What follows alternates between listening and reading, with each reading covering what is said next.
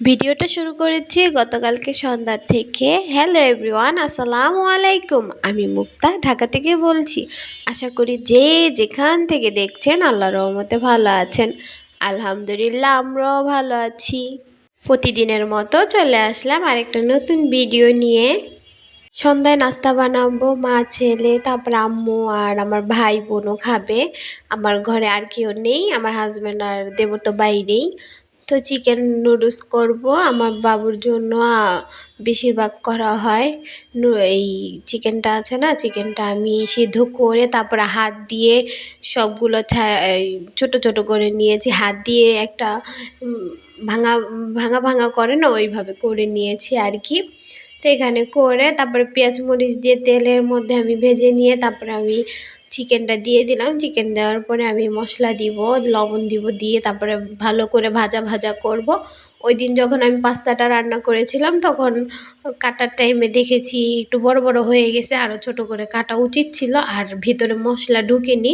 আমার কাছে পুরোটাই ভালো লেগেছে, শুধু মুরগির মাংসটা একটু হয়ে গেছে, মশলাটা ঢোকার কারণে একটু মজা কম লেগেছে। তো আজকে তাই এইভাবে করতেছি। আর বেশিরভাগ করে বাবুর জন্য। বাবু ওই বড় টুকরাগুলো কি করে, না চাবিয়ে একবারে গিলে ফেলে, তো তখন ওর গলা আটকে যায়। তো এইভাবে আমি আজকে করে নিয়েছি। বাবু ঘুমাচ্ছে আর এই টাইমে আমি করতে চলে আসছি, ভেবেছি যে উঠলেই আমি ওকে দিব। আর উঠে পড়লে তো আমাকে কাজ করতেই দিবে না, অনেক জ্বালাতন করবে। তো এখানে মশলা আর লবণ পরিমাণ মতো দিয়ে দিয়েছি। আর একটা ডিম দিব, ডিমের মধ্যে আমি লবণ দিয়ে দিয়েছি। আজকে ধনিয়া পাতা দিয়ে ভালো করে মজা করে নুডলসটা রান্না করেছিলাম, অনেক বেশি মজা হয়েছিল। যারা ট্রাই করনি কখনো চিকেন নুডলসটা এভাবে, তারা ট্রাই করতে পারো আর বাচ্চাদেরও দিতে পারো।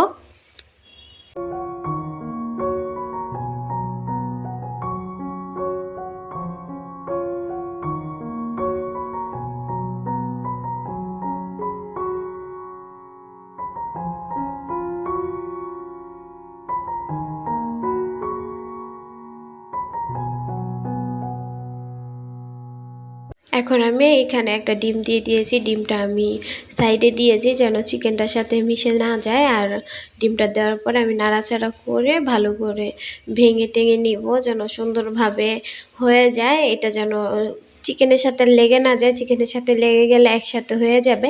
একসাথে হলে আর কি ওইটা ঠিক হবে না, আলাদা আলাদাই ভালো হবে। তো প্রতিদিনের মতো আমার সেই পুরনো কথা বলে নিচ্ছি। আমার ভিডিওর কোনো জায়গায় কোনো অংশে আপনাদের যদি একটু ভালো লাগে প্লিজ একটা লাইক করে দিবেন। আর যারা আমার চ্যানেলে আজ নতুন তারা আমার পাশে থাকতে প্লিজ একটা সাবস্ক্রাইব করে দিবেন। আর যারা আমাকে ভালোবাসা দিয়ে যাচ্ছেন তাদেরকে অসংখ্য ধন্যবাদ। এখানে আমি সস দিয়ে দিলাম অল্প করে। আমার সব কিছুতেই সস দিতে হয়, এই পাস্তা আইটেম বা নুডলস আইটেম, কারণ আমার বাবু পাস্তা পাগল, সসের পাগল। সরি, কথাবার্তা ভুল ত্রুটি হতে পারে, এর জন্য আন্তরিকভাবে দুঃখিত। আসলে আমি তো অতটা এক্সপার্ট না, তাই আর কি। তো এখানে আমি নুডলসটা আমি অফ ক্যামেরায় সিদ্ধ করে রেখেছিলাম, তো সেই নুডলসটা আমি দিয়ে দিলাম। তো এই পর্যায়ে আমি নুডলসটা দেওয়ার পরে নাড়াচাড়া দিয়ে নিব ভালোভাবে। একটু নাড়াচাড়া দিয়ে তারপরে আমি পরিমাণ মতো মশলা দিয়ে তারপরে ধনিয়া পাতাটা দিয়ে ভালো করে নাড়াচাড়া দিয়ে তারপরে মা ছেলে খেতে বসে যাব। আর খাওয়া দাওয়ার পরে একটু বাইরে যাব ঘুরতে। বাচ্চাটাকে নিয়ে যদি আমি একটু বাইরে ঘুরতে যাই তাহলে তার মনটা অনেক ভালো থাকে। ঘুরতে যাব বাইরে আর কিছু কিনতে যাব।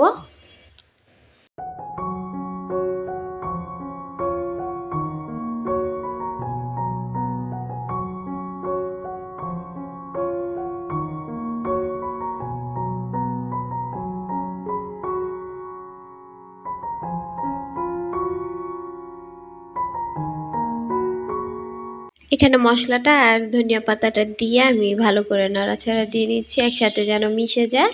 এক জায়গায় থাকলো মশলা, আরেক জায়গায় থাকলো না, তখন একটু অন্য জায়গায় বেশি মশলা লাগবে, আবার অন্য জায়গায় মশলা লাগবে না, এই আর কি। তো এখানে আমি ভালোভাবে নাড়াচাড়া দিয়ে নিয়েছিলাম। রান্না করতে করতে আমার বাবাটা কিন্তু উঠে গেছে। আমার বাবা ঘুমিয়েছিল সন্ধ্যার দিকে, 6টার দিকে। আর আমি এটা করতে এসেছিলাম আমার ভিডিও দেওয়ার পরে ভিডিও এডিট করে তারপর ভয়েস দিয়ে তো ভিডিওটা ছেড়ে তারপর 7টার টাইমে এসেছিলাম। তো সে উঠে গেছে, তার ঘুম এখন অনেক কম হয়ে গেছে, সে কমই ঘুমায় এখন। তো আজকের নাস্তাটা শুধু এইটাই ছিল, আর কিছু করিনি। আর অল্প স্বল্প মানুষ, এত কিছু করতেও ভালো লাগে না। আম্মুকে দিয়েছিলাম, আম্মু এত মজা করে খেয়েছে, আম্মু বলেছে অনেকটা মজা হয়েছে। তারপরে আমার বাচ্চাটাকে খাইয়ে দেয়, আমিও খেয়ে নিয়েছি। বোন তো আমার সাথেই ছিল, বোন আমি যখন রান্না করতেছি তখন ও সাইডে ছিল, সাইডে বসে বসে আমার সাথে কথা বলতেছিল। আমার না কাজের টাইমে যদি আমার সাথে কেউ কথা বলেন আমার খুব ভালো লাগে, কাজগুলো বোরিং লাগে না। তো এখানে আমি এটা আমার বাচ্চার জন্য বেড়ে নিয়েছি। তো এরপরে অনেকক্ষণ পরে আমরা ঘুরতে গিয়েছিলাম, ঘুরতে গিয়ে চলে এসেছি, কিছু প্রয়োজন ছিল এগুলো নিয়ে এসেছি।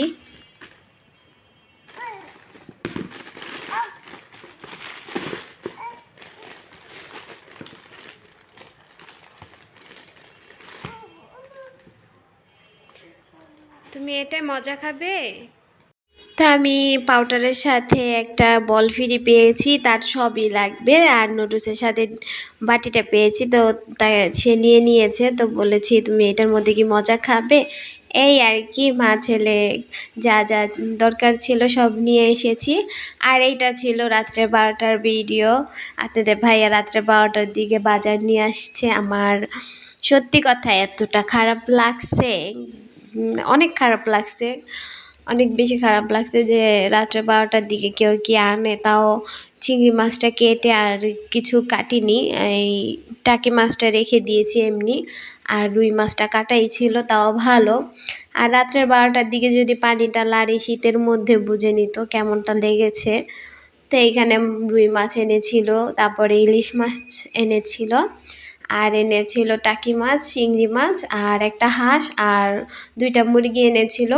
তারপরে ভাইয়ার সাথে অনেক রাগারাগি করেছি, যে আমি বলেছি যে আমাকে দিও, আমি বাজার করে আনবো। রাত্রে 12টার দিকে কে বাজার করে আনে ভাই? আমার তো অনেক বেশি খারাপ লেগেছে। 1 কেজি পরিমাণে চিংড়ি মাছ ছিল, এগুলো কেটেছি, আর রগগুলো ফালাইনি, শুধু কেটে রেখে দিয়েছি। কি আর করার, ছেলে মানুষ, মেয়েদের আর কষ্ট কি বুঝবে? অনেক ভাইয়ারা অনেক কষ্ট বুঝে আপুদের, কিন্তু সবাই তো আর এক না। অফ ক্যামেরায় আমি মাছগুলো ধুয়ে নিয়েছি, আবার রান্নার টাইমে অল্প করে ধুয়ে নিব, অল্প আর কি ধুয়ে নিয়েছি। তো এখানে আমি মাছগুলো ভাগ করে রেখেছিলাম, আমাদের যতটুক পরিমাণে লাগবে তো সেইগুলোই রেখে দিয়েছি। আর আমার যেহেতু বাটি এখন কম আছে, তো আমি আর বাটিতে রাখতেছি না, পলি করেই রাখতেছি। আর ইলিশ মাছগুলো আমি এইভাবে একটা করে পলি করে রেখে দিয়েছি। এখন আমি চিংড়ি মাছটা কেটে নেব, আর টাকি মাছটা এইভাবেই রেখে দিয়েছি। টাকি মাছটা কাটার আমার কোনো এনার্জি নেই, এনার্জি নাই, আর শরীর মরিল ভরে যাবে, তো এর জন্য আর কাটাকাটি করিনি, এমনি রেখে দিয়েছি। মুরগি হাঁসটাও এমনি রেখে দিয়েছি। হাঁসটা একটু বাছার লাগবে, আপনাদের ভাইয়া করে এনেছে, ড্রেসিং করে এনেছে মুরগি আর হাঁসটা, তাও অল্প স্বল্প এটা বাছা লাগবে, তো এটা সময় করে একদিন বেছে নিব। আর এত মাথা ব্যথা করতেছিল, পরে আমি সারাটা রাত ঘুমাতে পারিনি, আমার অনেক বেশি কষ্ট হয়েছে। কি আর করার, আজ এই পর্যন্ত। আল্লাহ হাফেজ, আসসালামু আলাইকুম।